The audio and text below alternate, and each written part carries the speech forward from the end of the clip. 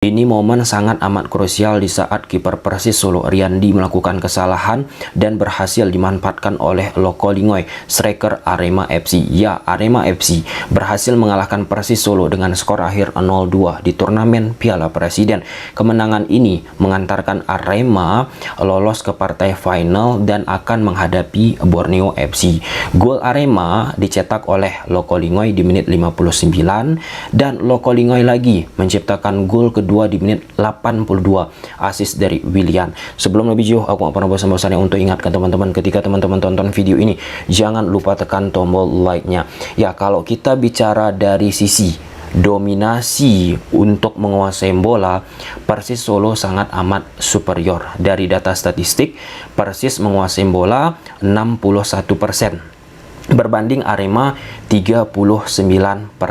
Ada dua hal krusial yang tentunya harus dibenahi oleh Persis Solo sebelum menghadapi Liga 1 Indonesia. Yang pertama, kehilangan sosok Mesidoro itu sangat amat kerasa bagi sektor tengah Persis untuk bisa menciptakan yang namanya koneksi. Dari lini belakang sudah memberikan progresi ke sektor tengah. Tengah ini ke posisi depan sulit untuk terajut ikatan.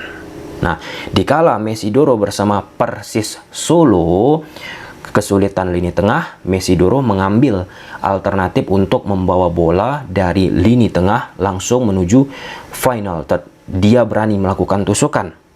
Kemudian passing-passing yang dilakukan oleh Mesidoro pun sangat amat visioner.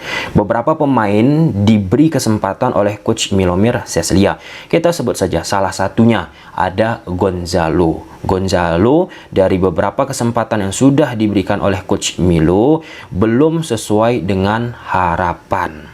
Ya, jika tidak diperbaiki, jika tidak dievaluasi bagi Coach Milo, ini bisa menjadi persoalan dikala kompetisi akan ataupun sedang bergulir. Di sisi lain, ketika kita bicara pemain-pemain yang sudah diberi kesempatan oleh Coach Milo, tadi sudah kita sebut ada Gonzalo, ya kita berpikir dan aku berharap ia pun masih tahap bagaimana beradaptasi di atmosfer sepak bola Indonesia. Pelan-pelan semoga ia bisa menemukan puncak performanya dan memberikan impact yang sangat amat besar terhadap permainan Persis Solo. Kemudian poin kedua untuk Persis Solo. Persis Solo jika kita lihat sangat amat bergantung melakukan attacking dari sektor kanan permainan mereka. Ditempati oleh siapa?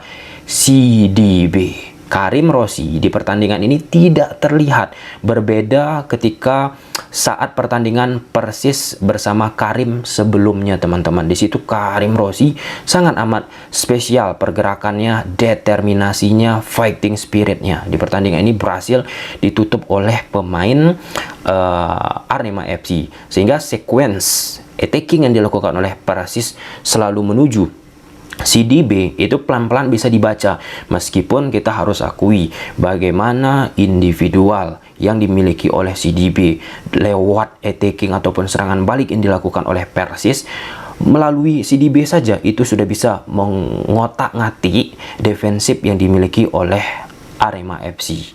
Ya, tentu ketika kita bicara permainan sepak bola, jika tidak banyak kreativitas, ujungnya ada yang namanya deadlock ataupun mentok. Ya, itu yang dialami oleh Persis Solo. Nggak bisa kita berharap hanya ke posisi CDB.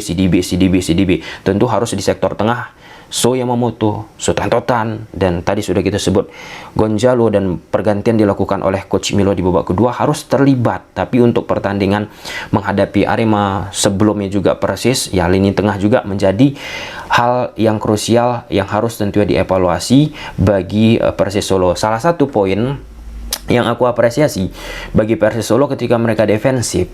Nah, defensifnya Persis Solo mereka pakai pola 4-4-2. Oke, nah 4-4-2 yang diaplikasikan oleh Persis Solo ini pun kadang berubah menjadi 4-3-3.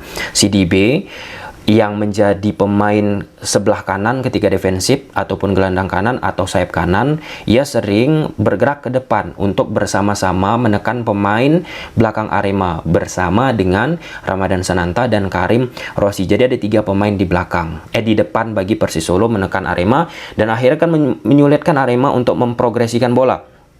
Kemudian di tengah ada 3 pemain lagi, ada Sultan Totan, ada Gonzalo, dan So Yamamoto. Nah, baiknya bagi Persis Solo apa? Ketika CDB bergerak ke depan, tentu pos yang ditinggalkan oleh CDB ini kan muncul ruang. Nah, di situ bisa secara prima di cover oleh pemain-pemain Persis Solo, termasuk sektor tengahnya ataupun fullback kanannya. Dan kita pun bisa dengan jelas melihat bagaimana permainan Arema FC di pertandingan pertama, teman-teman sangat gemar mengekspos lewat sisinya CDB karena di situ memang ada muncul ruang, sama halnya seperti saat pertandingan Persis sebelumnya, teman-teman. Banyak bisa dimanfaatkan oleh banyak muncul ruang saat menghadapi Persib Bandung, tetapi pemain Persib tidak begitu presisi untuk mengokupansinya. Nah, di pertandingan menghadapi Arema, yang menjadi PR di pertandingan saat menghadapi Persib diperbaiki oleh Persis Solo. Dominasi yang dilakukan oleh Persis Solo membuat Arema pun sulit kan mengembangkan permainan yang secara ideal seperti pertandingan yang sangat menghibur kala Arema bisa menjungkalkan Madura United. Oke, yaitu sekilas tentang Persis Solo. Mereka pun melakukan 15 kali tendangan. Bayangkan aja, 0 on target. 0 on target. Nah, sisi defensif Arema angkat topi, sangat amat luar biasa. Ya, kemudian Arema FC mereka pakai pola 1-4-2-3-1 ataupun 1-4-3-3. Tadi sudah kita sebut Arema hanya menguasai bola overall 39%. Mereka lebih banyak menunggu di daerah permainan mereka sendiri. Gaya yang dilakukan oleh Arema menunggu itu sudah diaplikasikan ya beberapa pertandingan di Piala Presiden dan berjalan di atas lapangan. Nah, bisa aku sebut untuk di periode 10 menit, 20, 30 menit pertandingan Arema belum menemukan fix-nya ketika mereka mencoba melakukan turnover dari bertahan mematahkan serangan Persis, kemudian melakukan direct ke daerah pertahanan dari Persis Solo. Akibat passingan tidak begitu oke, kemudian memang Kunde sama Ricardo Lima, back dari Persis Solo, bisa meredam apa yang dilakukan oleh Arema FC. Dan ya, kalau kita bicara aspek apa yang dilakukan oleh Riyandi, kiper dari Persis Solo, itu merubah konstelasi permainan Persis Solo. Sebelum gol tersebut, Persis Solo masih mendominasi. Arema FC kesulitan untuk bisa keluar dari tekanan tersebut. Nah, berujung kesalahan dilakukan oleh Riyandi. Lokolingoy mampu memanfaatkannya. Disitulah 1 gol Arema merubah permainan dari Persis Solo, dan Arema pun pelan-pelan bisa lebih tune in, bisa lebih aplikatif permainannya untuk bisa membongkar pertahanan Persis Solo. Dan ada satu momen lagi Arema bisa menciptakan gol kedua, akhirnya itu berbuah offside, teman-teman. Dalberto dianggap oleh wasit sudah sudah berada di posisi offside dan sudah dilihat menggunakan video assist referee. Aku anggap itu sangat penting ya bagaimana permainan Arema bisa lebih terbuka selesai terciptanya gol. Nah, menariknya selesai Arema FC golnya itu dianulir, Arema FC tidak kendor, tidak down. Nah, malah Arema FC tetap bisa stabil dengan permainan yang mereka ciptakan. Dan akhirnya Lokolingoy lagi ya menciptakan gol di menit 82 lewat kesalahan awalnya dilakukan oleh pemain Persis Solo. Dan Lokolingoy berhasil memanfaatkan assist dari Willian. Pertama dari kesalahan pemain ataupun kesalahan sendiri pemain Persis Solo, Riyandi. Kemudian yang kedua kesalahan dari pemain Persis Solo. Dan salah satu sisi positif yang dimiliki oleh Arema, bagaimana transisi mereka sih ya, yang harus kita akui teman-teman. Di kanan ada Salim, kemudian ada Willian. Lokolingoy ini sangat amat gila permainannya. Bayangkan aja menghadapi Kunde, menghadapi Ricardo Lima, bisa pula terbanting, terjungkal back yang dimiliki oleh Persis menghadapi Lokolingoy. Ini hal tentunya yang harus juga diperhatikan oleh Coach Joel Corneli untuk menghadapi liga. Bagaimana ada opsi lain ketika Lokolingoy tidak bermain bersama Arema, mungkin karena akumulasi ataupun karena cedera. Ketika Lokolingoy nggak main kan pengaruh banget nih terhadap permainan dimiliki oleh Arema FC. Oke, kita lihat dulu menggunakan grafis tactical. Di atas kertas Persis gunakan pola 1-4-3-3, di belakang ada Riyandi, fullback kiri Rizky, 2 CB 5 Kunde, Eki fullback kanan. Di tengah ada So, Gonzalo, Sutanto, kemudian di depan posisinya ada Rossi, Sananta, dan CDB. Posisi sayap kiri ataupun sayap kanan yang dimiliki oleh Persis Solo ini, mereka nggak bermain menjaga sisi kelebaran seperti ini. Persis seperti saat menghadapi Persib kemarin, Persis Solo teman-teman. Mereka cenderung bermain di koridor half space. Ya, seperti ini. Nah, kemudian Arema FC gunakan pola 1-4-2-3-1 ataupun bisa penyebutan menjadi 1-4-3-3. Arema cenderung lebih banyak menunggu. Tadi sudah kita sebut possession Arema sehingga membentuk pertahanan 4-4-2. Ya, sangat amat kompak ya, rapat padu padat teman-teman. Dan aku mengapresiasi bagaimana ketenangan yang dimiliki oleh Choi ini sih. Ketika Choi ini tenang, akhirnya pemain-pemain lain dari Arema FC di lini belakangnya tenang.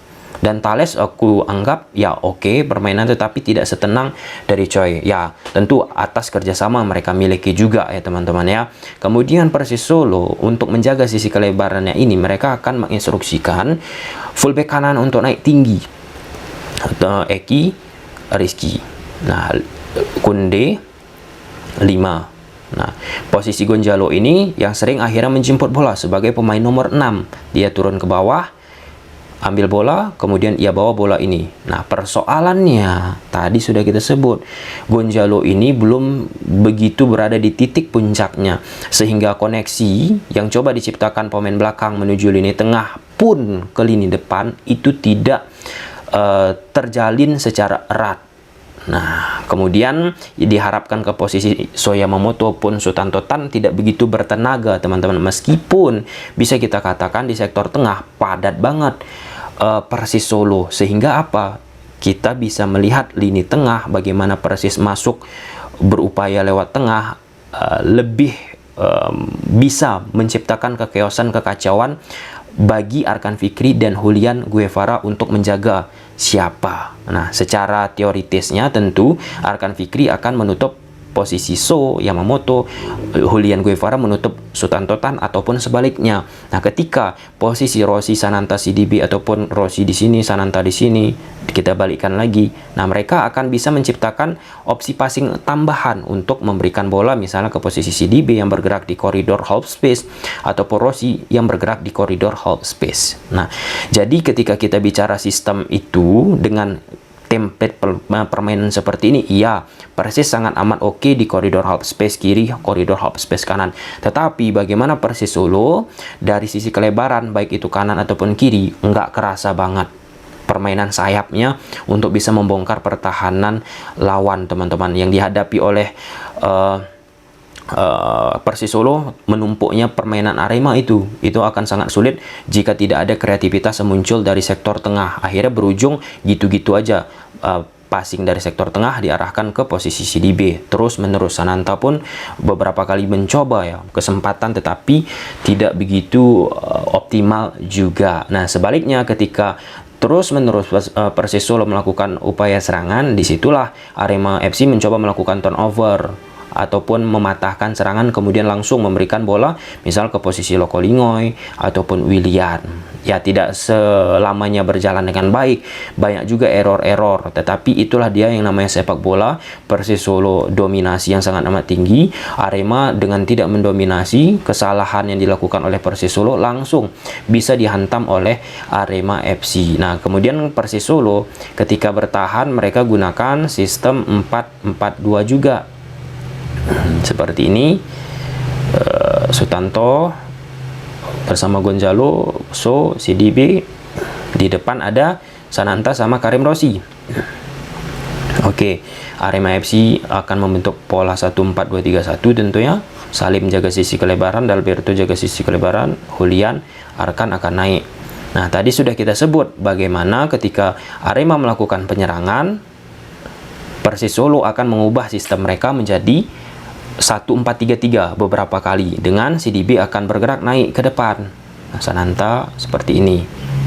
Oke. Nah, Arema akhirnya cenderung melakukan serangan lewat sektor kiri karena ada muncul ruang. Nah, Dalberto masuk, Alvarez naik. Yap, seperti ini.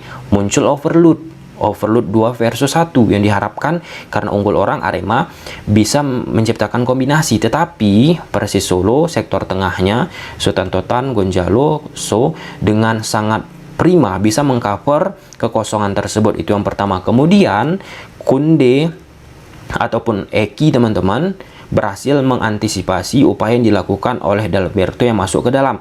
Ketika Dalberto mencoba masuk ke dalam, Eki terikat, disinilah Kunde perannya. Berhasil tiba-tiba dia nutup pergerakan dari Alvarez tanpa terlalu banyak juga. Dia jauh meninggalkan posisinya. Kalau terlalu jauh, maka akan memunculkan ruang bagi Loko Lingoy. Sebenarnya sifat untuk penting juga bagi Arema untuk bisa membongkar ini bagaimana menciptakan 2 pemain striker di sektor depan teman-teman untuk mengecoh dari 2 pemain belakang yang dimiliki oleh Persis menara kembarnya ini, Ricardo Lima dan Kunde. Tetapi itu tidak dilakukan. Ya, itu bisa sebagai opsi teman-teman untuk alternatif ke depannya bagi seorang pelatih. Ya, dengan lebih memikirkan tentu Arema FC bagaimana solid dulu bertahan pada pertandingan ini, kemudian ada kesempatan lalu bisa melakukan sebuah yang namanya attacking. Ya, sebenarnya pertandingan ini pun awal-awalnya terlalu tenang teman-teman, terlalu hati-hati, dan ya wajar ketika Persis dan Arema mencoba melakukan hal tersebut karena ini pertandingan yang sangat amat penting. Oke, gimana menurut teman-teman? Coba silahkan tulis di kolom komentar. Bye.